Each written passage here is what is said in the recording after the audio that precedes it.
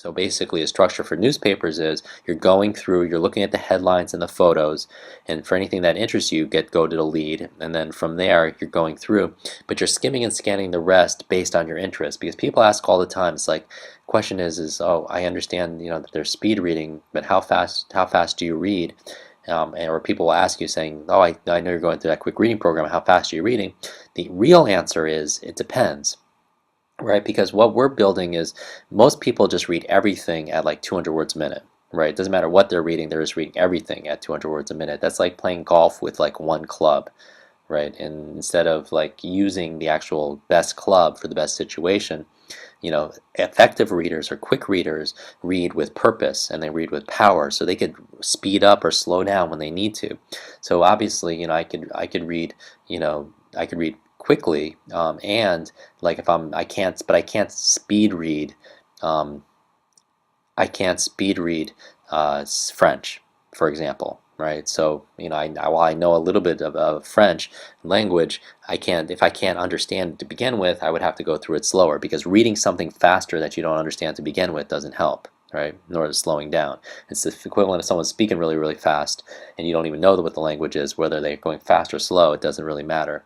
So same thing here with newspapers. You're going through, you're looking at the headline, you're looking at some of the photos, you're reading the lead, and then you're going more quickly as you progress, and the information becomes less relevant to you. Okay?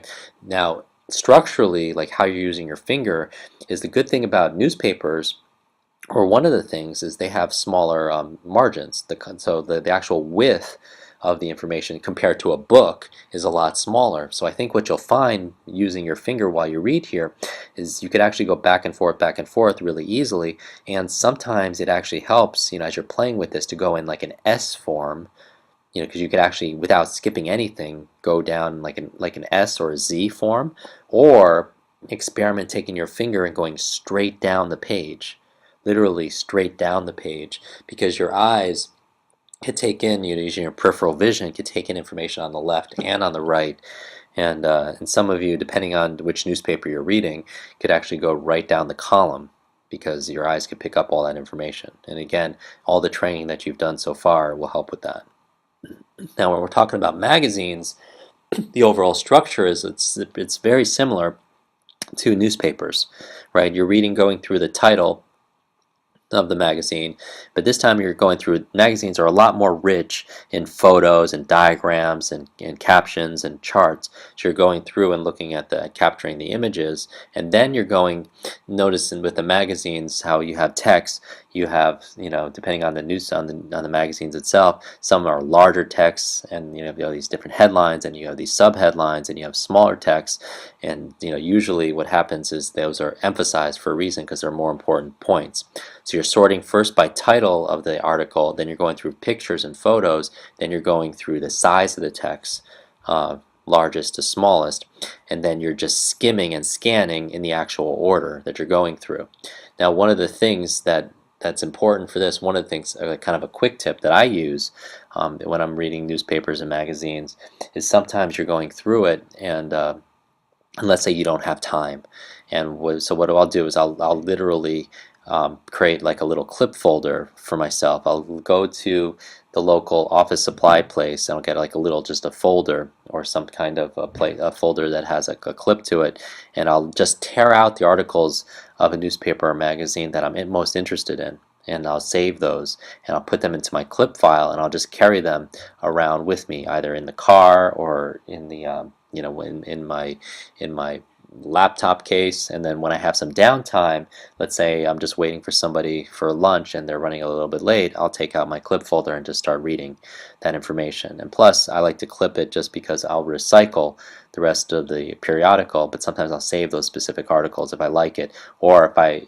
have friends or clients or students that I think that article will be great, I'll actually take that article and put it into an envelope and send it to them, saying, with a little note saying I was thinking about them and I thought they would enjoy this article also as well. And so that's kind of what I do with magazines. I'll go through, I'll sort through it. Again, the fastest way to read something is not to read it at all. I'll qualify it based on how it's organized, and I'm always reading on purpose. And that's really the focus of the rest of this session. I really want to talk about active reading, because quick reading is active reading. Whereas when you're watching television, it's just kind of like a one-way thing. Information is just kind of going in. You're not getting as involved. This is active reading is what really quick reading is all about. It's really the focus point. And in order to be an active reader, you want to be able to really establish a relationship between you and the author and you and the writer. There's a conversation that's going on because it's totally more engaging. And because it's more engaging, it's more empowering and educational also as well. So basically, imagine being introduced to the minds and the lives of all the new people, all the wonderful ideas, all the new places you could go with your reading, whether it's a book or it's online reading or it's a newspaper or magazine. And so that's what quick reading is really about. It's what we've been talking about since the beginning, is active reading, taking a proactive approach as opposed to a reactive approach to your learning.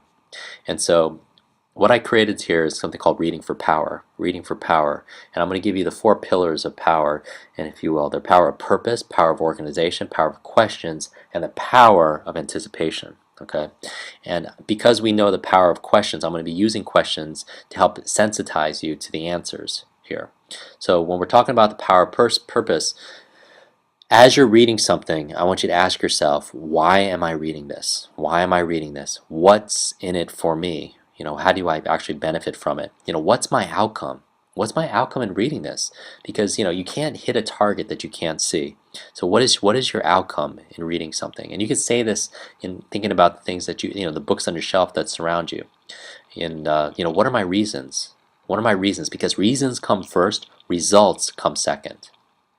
What benefits will I receive? What benefits will I receive by learning this information, by reading it, by retaining it, by applying it? How can this also benefit others? How can this benefit my friends or my family or my clients? I read all the time with the understanding that I'm going to learn. There are 2 reasons to learn something. Number 1, for yourself. Number 2, for other people. When I was saying I share articles from things that I read and I send it to people, because I'm like, I want to share that information. Because the great thing about an idea is it's different than commerce. Like, if I give you $1, you give me $1. We both have the same dollar, and it's the same situation.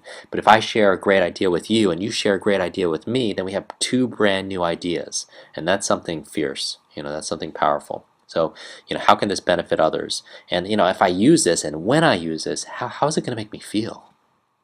We don't talk a lot about feelings, in a lot of programs. People, it's not used to, you're not learning about that in class, or in seminars. But really, when it goes from information goes from your head to your heart to your hands, right? But really, how do you engage your emotions?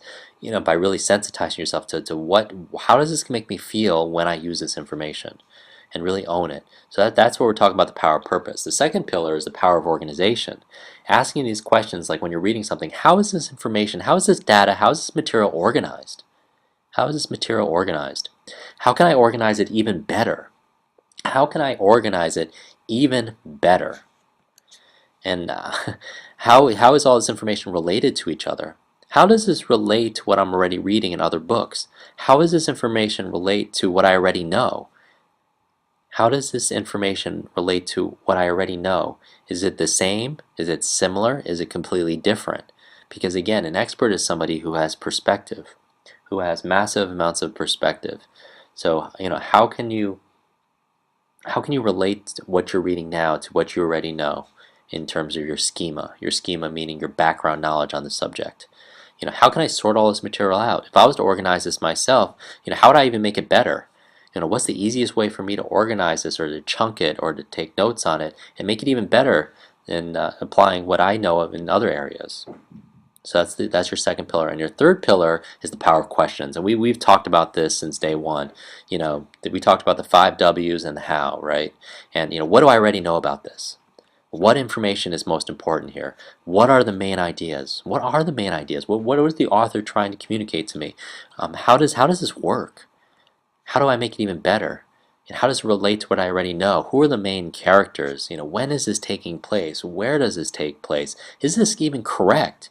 Is what I'm reading. We have a whole program called Quick Thinking, and we teach all these different tools on how to get out of your own mind and into the mind of other individuals, so you come up with brand new answers and brand new solutions, creative solutions to be able to make awesome decisions. Part of it is just asking different questions and being an expert in other fields. Asking yourself, is this correct? And then the fourth pillar is the power of anticipation. Really anticipating, what's to come. Where's the author going with this? What's going to happen? How can I use this? How will I use this? So the power of anticipation, when we're talking about peak learning states, and that's something that again we talk about in the Quick Thinking program, is how do you build that massive, unending level of curiosity, levels of anticipation, level of excitement, like something incredible is about to happen, and taking the information that you have in the present and moving it forward. And if I were to teach this to someone, how would I go about doing it? How would I go about doing it? What will this mean in the future? What will the information I'm reading right now mean tomorrow, or a month from now, or a year from now, or 100 years from now? Right? So you kind of do like a little time travel in your mind, anticipating what's to come. And so I want to thank you for going through this program. You've been a real trooper. We've been here, and it's flown by. And this week's assignment, all right, when we're talking about the power of practice, is I want you to practice your 4, 3, 2, 1s. Okay, go back, either use me as a guide going back through the session, or just using a countdown timer or a clock on the wall, or your phone, and just read for 4 minutes, mark where you left off, and then reread it for 3 minutes, and then 2 minutes, and then 1 minute. And then I want you to just test yourself afterwards for another minute and see that you're 11 minutes. 4, 3, 2, 1 is 10 minutes plus the extra 1 minute of just read for 1 minute, count the number of lines you read in that 1 minute, and then I would just read, honestly, just read for another 5 minutes. Just after you rate yourself, practice at that new reading rate, and just make that really solid, so that you're 16 minutes of practice. And then record. You read all this new information, record, take notes, write down your 4 W's, relate it, talk for 4 minutes about what you just read, and then continue reading if you want. Continue reading, enjoy the reading if you like, and continue it, and really appreciate every nuance of what you're reading, and then really appreciate how far you've come with this program. Because again, what you practice in private, you're rewarded for big time in public. And then I would say chart. You want to capture your new rate. Every single time you practice, at the end each day of your practice, write down what your new reading rate is for that new test for 1 minute. New test for 1 minute. I want you to rate, see, and then see your progress as you go. Because I know for a fact if you keep on doing the 4, 3, 2, 1s, and you test yourself for 1 minute, that number will go up. And we'll talk about different ways to make breakthroughs through any kind of glass ceilings you have in the next session. And then remember to read for power. Read for power in terms of your organization, in terms of your anticipation, in terms of your purpose, in terms of asking lots of questions. Remember to read for power. And I want to thank you for coming this far, and I want to congratulate you. You've done unbelievable, because I know reading, it takes work and it takes effort. And I told you in the beginning of this program that while it might not always be easy, it'll be worth it, because you'll own this, and you're really unlocking the levels of your superhero mind. And I'm really honored to be here, as your coach. And so do your practice, do your work. Really, let's master this, get this done, and do this each day, and have fun with it. Have absolute a blast with it, because once you practice this and you own this, and you have your hours in, while it takes the effort, it doesn't take as much as you think, and you'll have this ability to be able to go through something very, very few people do, in the world, to be able to have the power to be able to be a quick learner, to be able to be a quick reader, to be able to recall the information, apply it, and understand it at a whole new levels. And I encourage you to share that gift also with other people. So thanks again for being with me. I'm looking forward to seeing you in the next session. And until then, live today. Have it full of life, have it laughter, have it full of especially lots of love and lots of learning. Take care. Oh, and by the way, next week we are going to talk about technical reading and lots more.